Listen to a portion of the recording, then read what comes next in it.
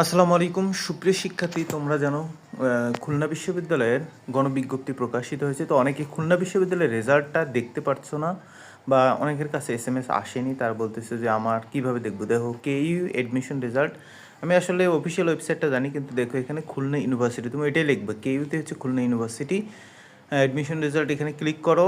এখানে দেখো 3 dot line আছে, 3 ডট লাইন, যে 3 লাইন যেটা আছে এটাতে ক্লিক করো। দেখো এখানে আছে অনেকগুলো জিনিস, এর মধ্যে এডমিশন, দেখো এডমিশনে ক্লিক করবে।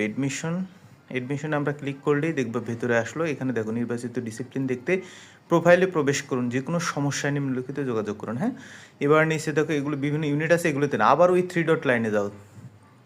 3 লাইনে গেলে দেখবে যে নিচে লগ ইন, দেখো লগ ইন লেখা আছে। লগ ইন, আমরা হচ্ছে লগ ইনে ক্লিক করবো। লগ ইনে ক্লিক করে এখানে আপনার ইউজার নেম টাইপ করুন, আপনার পাসওয়ার্ড টাইপ করুন।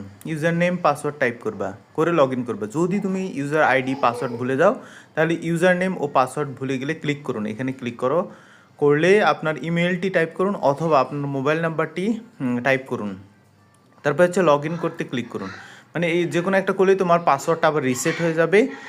তুমি আবার তোমার এটা দেখতে পারবে, হ্যাঁ, রেজাল্টটা দেখতে পারবে। ধন্যবাদ সবাইকে, শুভেচ্ছা।